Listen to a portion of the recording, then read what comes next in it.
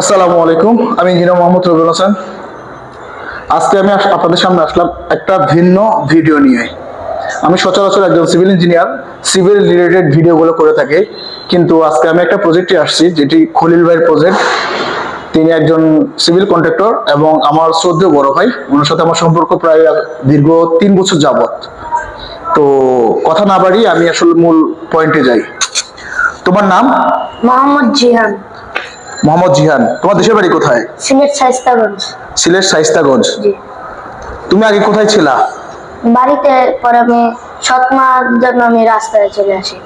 বাড়িতে সিলেটে তোমার দেশের বাড়ি? জি। ও দেশের বাড়ি সিলেট, আর সিলেট থেকে চলে আসছে ঢাকা। কখন আসছিলা ঢাকাতে? ঢাকা ছোট থাকতে আসছিলাম। ছোট থাকতে আসছিল। জি। যেটা বলছিলাম যে আপনার সিলেটে দেশের বাড়ি, বাড়িতে আছে একজন সৎমা এবং বাবা। সৎমা কি তোমাকে মারধর করতো? আমার সারাদিন কাজে রাখতো, সবসময় কাজে রাখতো, আর গাইলে তো। গালাগালি করতো। তো তুমি ঢাকাতে চলে আসছো, কার কাছে আসছিলা? ঢাকা আমার দাদা দাদির কাছে আসছিলাম। হ্যাঁ। সেই দাদা দাদি আমাকে মারে, পরে আমি এখানে চলে আসি। আচ্ছা আচ্ছা আচ্ছা, রাস্তায় চলে আসছিলা। জি। মূল টপিকসের বিষয় হচ্ছে যে এই যে আমার সাথে যে দেখতে পাচ্ছেন, তোমার কি বলছিলা? মোহাম্মদ জিহান। জিহান। এই জিহান আপনার দীর্ঘ 6 থেকে 1 বছর আপনার রাস্তার মধ্যে ছিল ঢাকা পল্টন এরিয়াতে। আমার যে ভাইয়েরটার কথা বলছিলাম, খলিল ভাই, তিনি হচ্ছে সিভিল কন্ট্রাক্টর। আপনার সিভিল কন্ট্রাক্টর, তিনি দেখেছেন যে অনেকগুলা ছেলের সাথে বিভিন্ন বাজে নেশা, রাস্তায় থাকলে যা হয় আপনার বিভিন্ন নেশা দ্রব্য পান করে এবং বিভিন্ন ভাবে রাস্তায় থাকে, এবং একটা মানুষের জীবন যে কি পরিমাণ, রাস্তায় একজন মানুষ থাকা আর একটা কুকুর থাকা সেম বিষয়। আর বর্তমান সময়ে ঢাকা, চট্টগ্রাম, খুলনা, রাজশাহী যে সকল বিভাগীয় শহর আছে, আপনারা অনেকেই জানেন যে এখানে অনেকগুলো পথ শিশু থাকে যাদের জীবনটা মানুষের জীবন বলে গণ্য করা যায় না। কিন্তু আমরা সব সময় মানবতার কথা বলি। আমরা যারা আছি, মধ্যবিত্ত আছে, নিম্ন মধ্যবিত্ত আছে এবং যারা উচ্চবিত্ত আছি, সবসময় মানবতার কথা বলে থাকি, কিন্তু কখনো মানুষের উপকারে কিংবা এই ধরনের পথ শিশুদের কাজে আমরা এগিয়ে আসি না। যে আমার খলিল ভাই, উনি একজন সিভিল কন্ট্রাক্টর, উনি যে আহামরি ভালো পজিশন আছে তা কিন্তু না, কিন্তু তার মনের দিক থেকে যে উনি অনেক বড়, তার প্রমাণ আমি পেয়েছি। গত কয় মাস হয়েছে তুমি এখানে এসেছো? কতদিন ধরে আছো ওনার কাছে? আমার কাছে আজকে 1 মাসের উপরে। 1 মাসের উপরে। প্রথম যখন আমি দেখেছিলাম ওর যে পরিস্থিতি, ওর যে পরিবেশ ছিল, ওকে দেখে একজন মানুষের মতো মনে হয়নি। মনে হচ্ছে যে পুরো শরীরে অনেক ময়লা আবর্জনা, এবং কি একটা মানুষের যে ফেস কাটিং কিংবা আপনার মানুষ বসবাস করার জন্য যেভাবে থাকতে হয় ওরকম ছিল না। কিন্তু এখন যে পর্যায়ে আসছে, আপনারা হয়তো দেখতে পাচ্ছেন একটু ময়লা।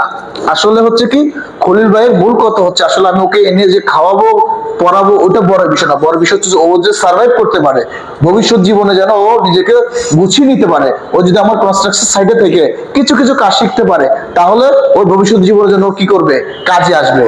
এখন তুমি ওনার সাইডে কি করো? টুকটাক না, টুকটাক। একদম।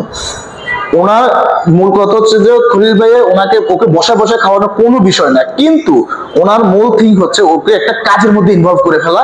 কাজের মধ্যে যখন একজন মানুষ ইনভলভ থাকে, তখন সে বিভিন্ন প্রকার খারাপ কাজ থেকে, বিভিন্ন প্রকার নেশাপাত দ্রব্য থেকে চেঞ্জ হতে পারে।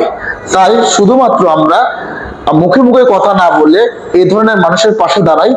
আচ্ছা, তুমি যে আগে রাস্তায় ছিলা আর যে এখন আছো, কোনটা ভালো লাগতেছে তোমার কাছে? এখন ভালো লাগতেছে।